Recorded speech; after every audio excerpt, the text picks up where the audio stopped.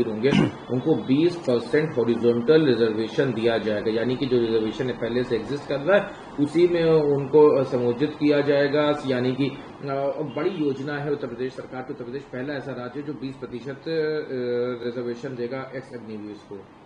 देखिए, समाजवादी पार्टी पहले ही इस बात को स्पष्ट कर चुकी है कि जब भी समाजवादी सरकार में आएंगे अग्निवीर जैसी योजना रद्द होगी, पुरानी भर्ती वाली योजना वो फिर से आएगी जिसमें पेंशन होगी, जिसमें परमानेंट जो सेवा है वो बहाल होगी।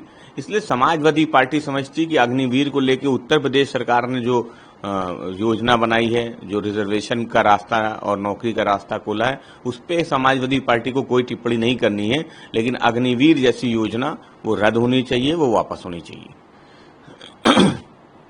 जिस तरह से राहुल गांधी ने डोनाल्ड ट्रंप ने जिस तरह से इंटरवीन की और सीजफायर की बात कही, तो उसके बाद उन्होंने कह दिया नरेंद्र सरेंडर, डोनाल्ड ट्रंप ने कहा।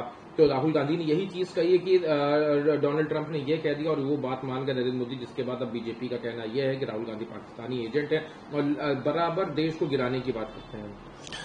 देखिए, समाजवादी पार्टी समझती कि सभी विपक्षी दल चाहते हैं कि सर्वदलीय बैठक हो, और सर्वदलीय बैठक में जो बातें सार्वजनिक नहीं हो सकती, विपक्ष को भी सत्ता पक्ष के साथ, सरकार के साथ भरोसे में लेना चाहिए। इसलिए समाजवादी पार्टी को इस बयानबाजी में नहीं पड़ना है, लेकिन जो देश हित का मुद्दा है, देश हित से जुड़े हुए मुद्दा है, उन मुद्दों पे विपक्ष को भी भरोसे में लेना चाहिए और सर्वदलीय बैठक होनी चाहिए और सर्वदलीय बैठक में सरकार को स्थिति स्पष्ट करनी चाहिए। सर्वदलीय बैठक के लिए इंडिया ब्लॉक ने फिर से डिमांड उठाई है। 16 विपक्षी पार्टियों ने प्रधानमंत्री को पत्र लिखा है कि इसको तत्काल प्रभाव से बुलाया जाए।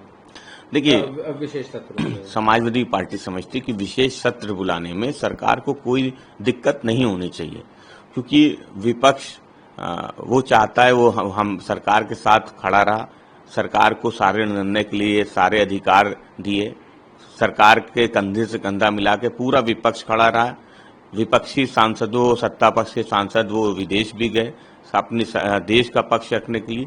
इसलिए समाजवादी पार्टी समझती कि जब प्रतिनिधिमंडल वापस आ रहे हैं तो अब सर्वदलीय बैठक होनी चाहिए और विशेष सत्र बुलाया जाना चाहिए। इसमें सरकार को कोई दिक्कत भी नहीं होनी चाहिए। तो बिहार में चुनाव संभवित हैं, उस चुनाव से पहले एमआईएम के प्रदेश अध्यक्ष अख्तरुल इमान का बयान आया कि हमारी बात आरजेडी ब्लॉक से असदुद्दीन ओवैसी की पार्टी की बात चलने लगी है। क्या लगता है कि बात उनसे कुछ बन पाएगी, क्योंकि अभी जिस तरह से कांग्रेस हो या आप लोग उनके ऊपर तो आरोप लगाते हैं बी टीम का। देखिए, समाजवादी पार्टी को बिहार में गठबंधन किससे होगा या किससे नहीं होगा, इस पे कोई टिप्पणी नहीं करनी है कि ओवैसी जी की पार्टी किसका गठबंधन किसके साथ होगा, आरजेडी का गठबंधन किसके साथ होगा। बिहार के विषय में, बिहार में जो राजनीतिक दल हैं, समाजवादी पार्टी समझती कि आने वाले समय में जब चुनाव नजदीक आएगा तो गठबंधन पे वो फैसला इंडिया ब्लॉक करेगा। अभी इस विषय पे समाजवादी पार्टी को कोई टिप्पणी नहीं करनी। समाजवादी पार्टी चाहती है कि बिहार में वो भारतीय जनता पार्टी को हटाने के लिए सरकार बनने और इंडिया गठबंधन की सरकार बिहार में बने।